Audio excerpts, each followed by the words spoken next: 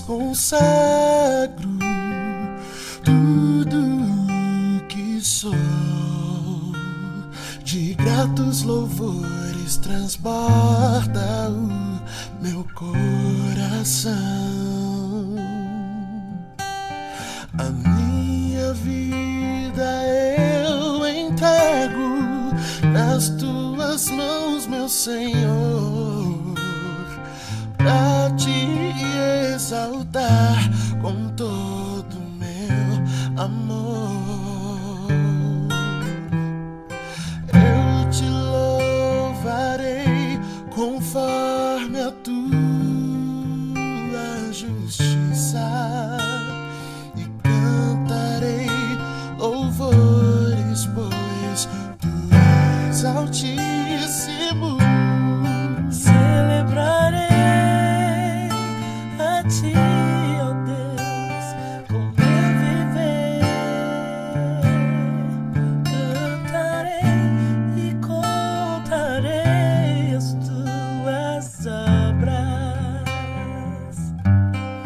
pois por tuas mãos foram criados terra, céu e mar e todo ser que neles há. Toda a terra celebra a ti com cânticos de júbilo, pois tu és o Deus Criador.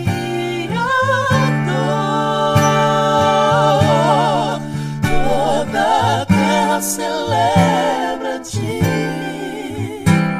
com cânticos de júbilo, pois tu és o Deus Criador.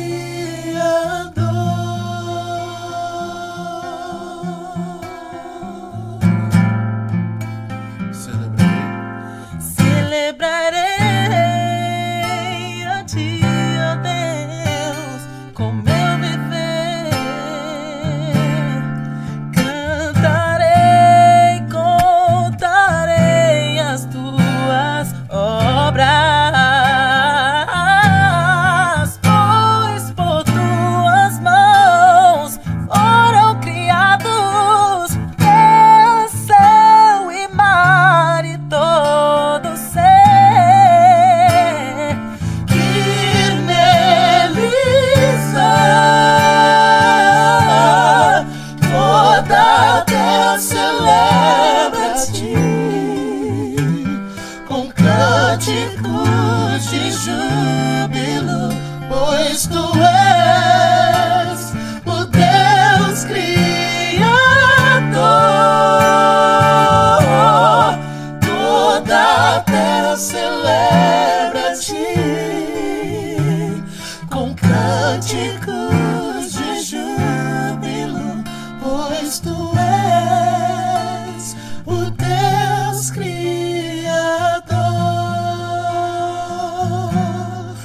Pois tu és o Deus Criador. Pois tu és o Deus Criador.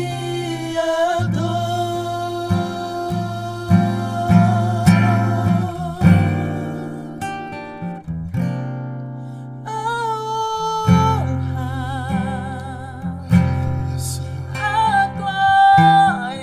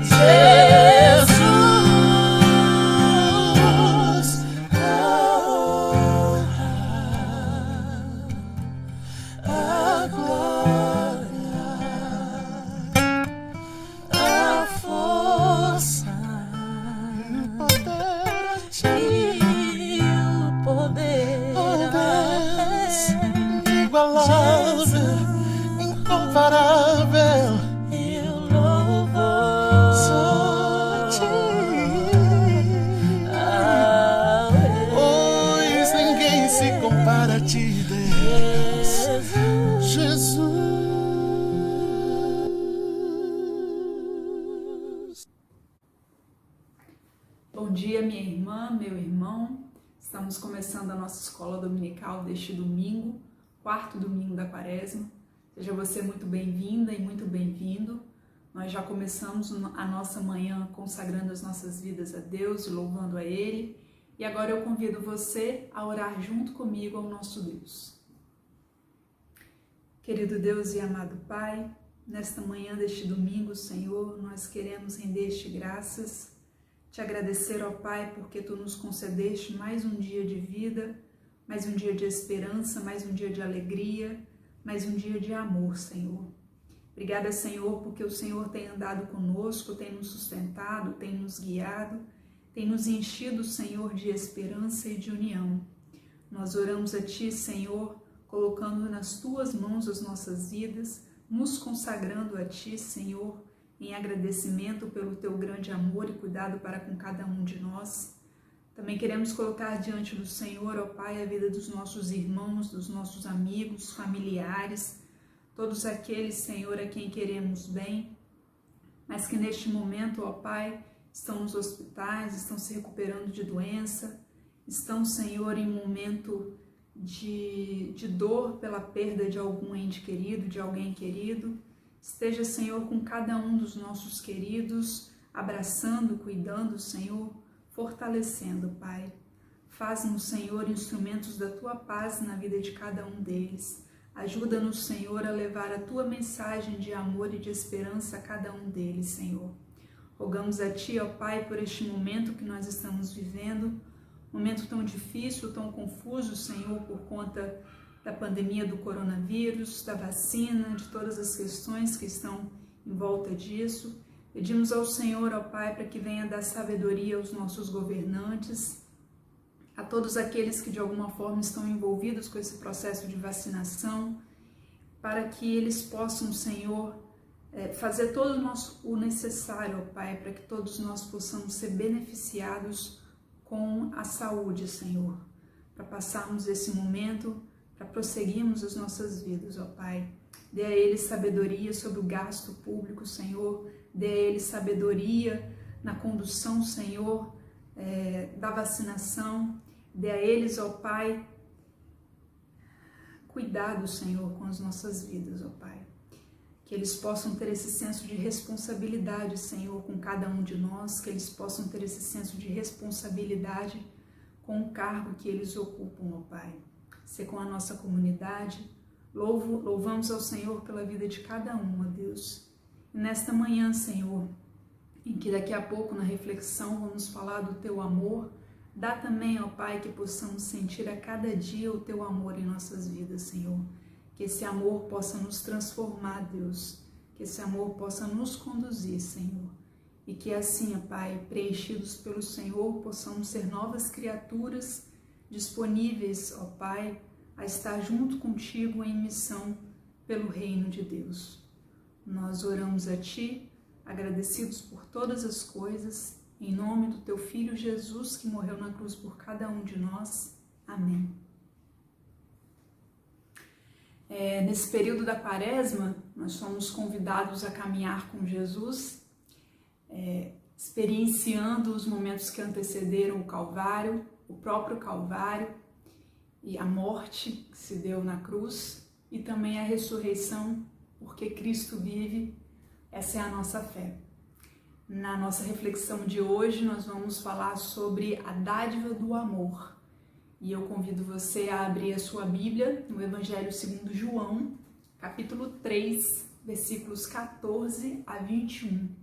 Evangelho segundo João, capítulo 3, versículos 14 a 21. Que vai dizer assim: assim como Moisés no deserto levantou a cobra de bronze numa estaca, assim também o Filho do Homem tem que ser levantado, para que todos os que crerem nele tenham a vida eterna. Porque Deus amou o mundo tanto que deu o seu único Filho, para que todo aquele que nele crer não morra, mas tenha a vida eterna. Pois Deus mandou o seu Filho para salvar o mundo e não para julgá-lo. Aquele que crer no Filho não é julgado, mas quem não crê já está julgado porque não crê no Filho único de Deus. E é assim que o julgamento é feito. Deus mandou a luz ao mundo, mas as pessoas preferiram a escuridão porque fazem o que é mal.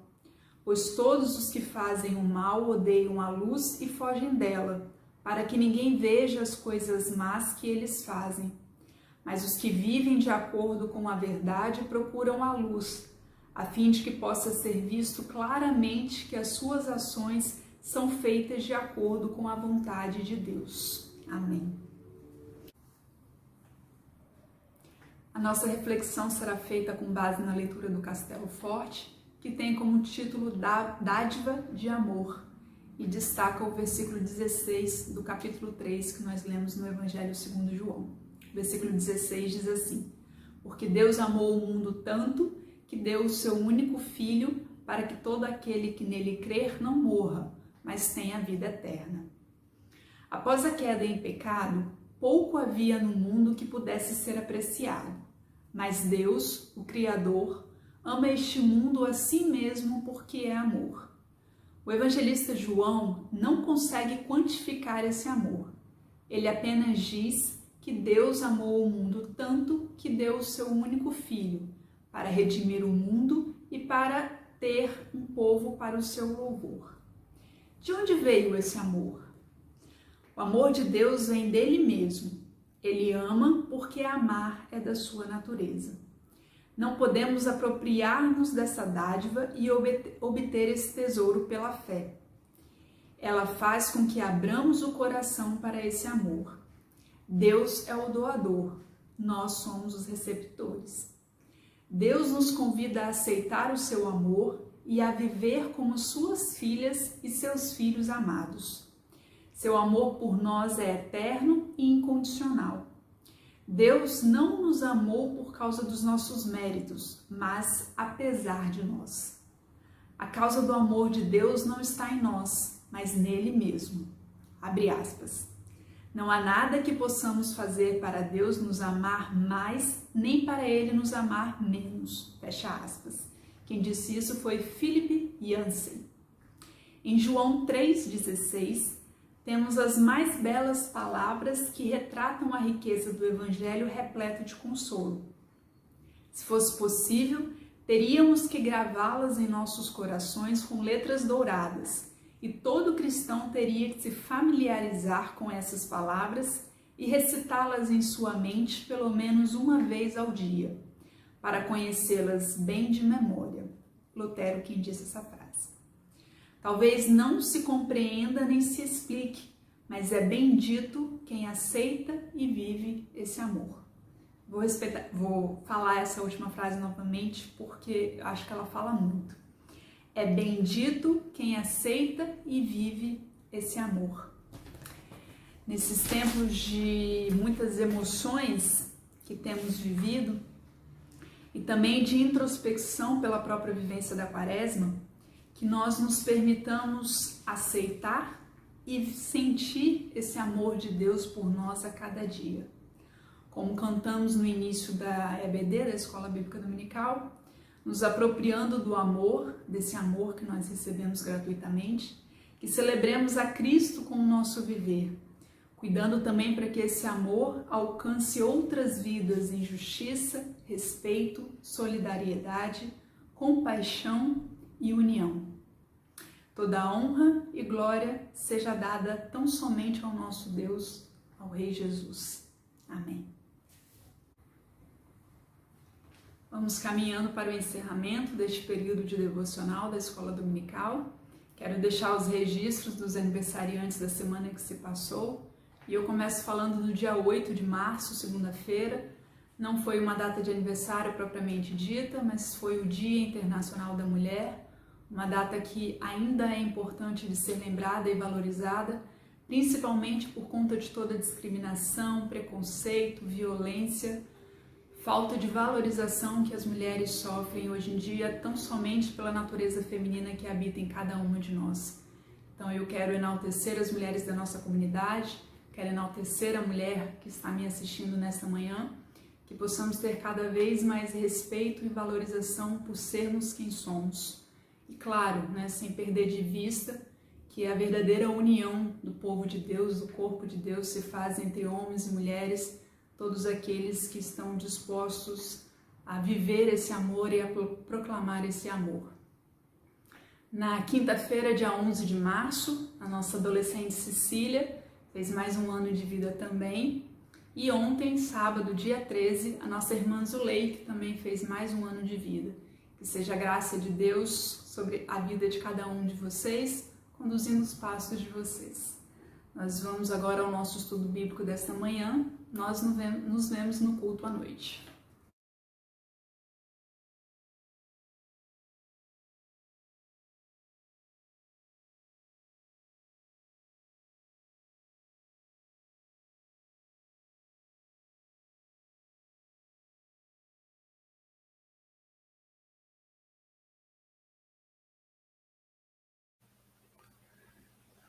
Outra coisa que Paulo fala, que terminamos o capítulo 5, no capítulo 6 ele faz referência a processos na justiça entre os irmãos, lá na igreja de Corinto. Então, ele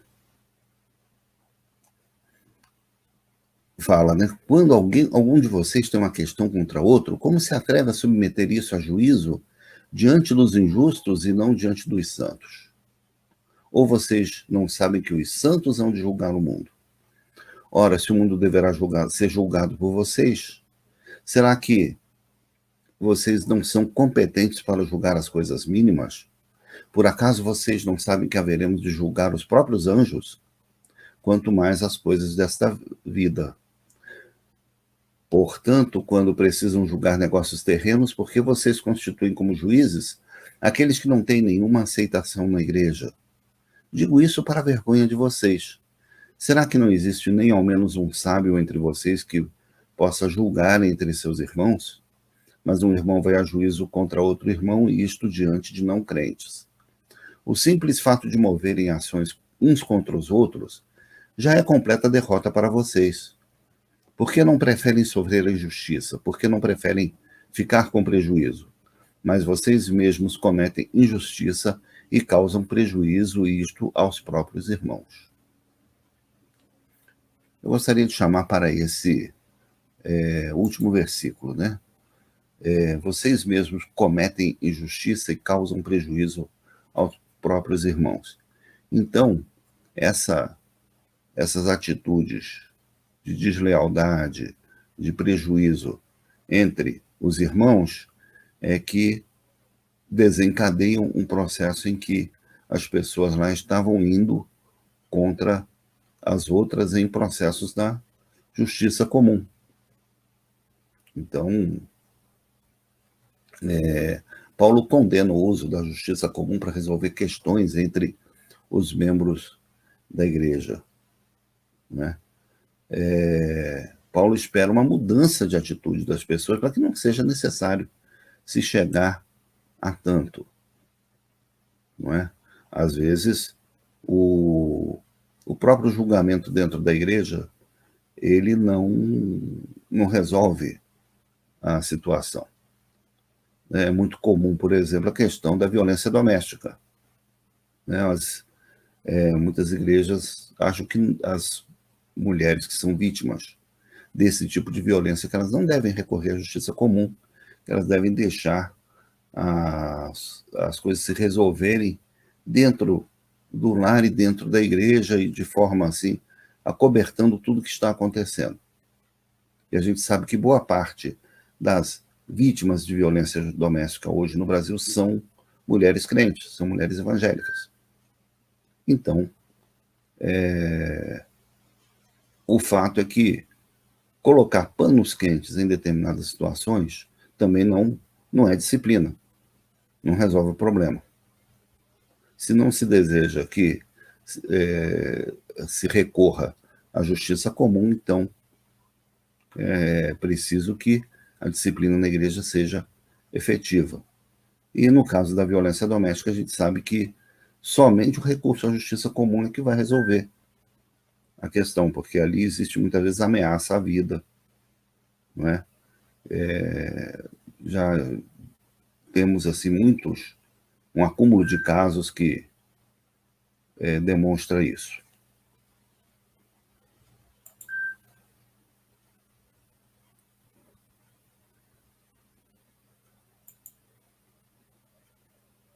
Uma outra coisa que Paulo fala é que os injustos não herdarão o reino de Deus.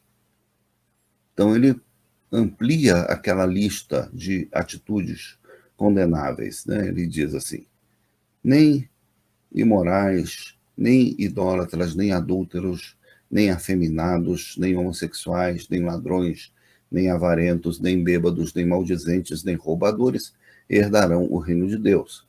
Alguns de vocês eram assim, mas vocês foram lavados, foram santificados, foram justificados no nome do Senhor Jesus Cristo e no Espírito do nosso Deus.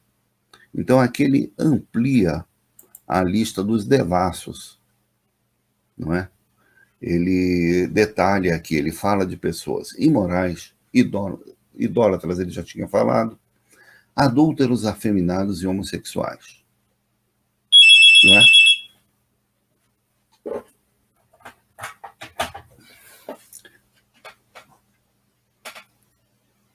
E ele acrescenta, né, aos que cometem adultério, a comportamentos associados à homoafetividade, traduzidos como afeminados e homossexuais. Em outras Bíblias se encontra o termo sodomitas. Mas é interessante que a alusão aqui à cidade de Sodoma é da tradução em português, ela não consta do original grego. Não há menção aqui no texto grego da Epístola aos Coríntios, a cidade de Sodoma. É uma tradução já do português. Então, o texto paulino ele emprega dois termos aqui, malakoi e arsenokoitai. Né? Malakoi é traduzido como afeminados e tem o sentido original de delicado. Quando Jesus fala de João Batista, ele pergunta aos discípulos: quem vocês esperavam ver no deserto? Um homem vestido de roupas finas? Porque a gente sabia que João Batista se vestia com pele de camelo. Então, essas roupas finas, o termo fino aqui, elegante, delicado, é esse termo grego, malakoi. E arsenokoitai é traduzido como homossexuais, é um termo que, ao que parece, Paulo cria a partir da versão grega do Antigo Testamento, junção dos termos arseno, que é masculino, e koitos, cama. Então, significa homens que vão para a cama com outros homens. Na literatura da época, quando Paulo escreve essa carta, havia um termo que descrevia a relação homoafetiva também, que era pederasta, que existe em português também, mas que não é usado aqui. Né? Então, existe muita discussão a respeito, né, de que tipo de relação homoafetiva Paulo está condenando aqui, porque o que se conhece da época é que havia várias modalidades de relação. E muitos estudiosos levantam a questão de se Paulo não estaria se referindo aqui a relações abusivas, porque havia, por exemplo, a prática de escravidão sexual, tanto de pessoas de sexo diferente como de pessoas do mesmo sexo. Que Paulo estaria condenando, então, com esses termos, esse tipo de relação, tanto os passivos como os ativos. Não é? Essa discussão ela está muito presente quando se discute a inclusão de pessoas LGBT na igreja. Não é? Se o tipo de relacionamento que está sendo condenado aqui, se não era um tipo de relacionamento homoafetivo, por violência, por escravidão. Então, é necessário a gente estar atento a esse tipo de consideração quando a gente analisa o texto grego do da carta aos Coríntios. Paulo completa a lista dizendo, né, nem ladrões, nem avarentos, nem bêbados, nem maldizentes, nem roubadores herdarão o reino de Deus. Paulo lista, juntamente com esses comportamentos homoafetivos, que são muito polêmicos, que são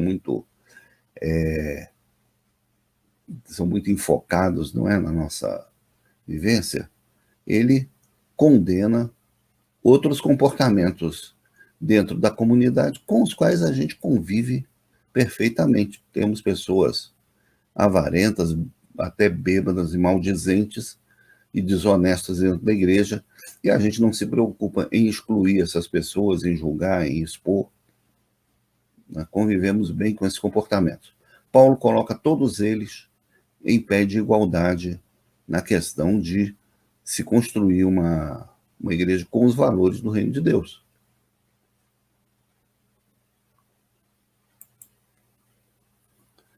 Então, com essa breve discussão, nós vamos concluir a aula 4 e vamos começar a próxima aula ainda no capítulo 6, já a partir do versículo 11. Tá? Esperamos que essa aula breve tenha sido muito edificante para cada um e para cada uma de vocês. Deus abençoe a todos. Até a próxima aula.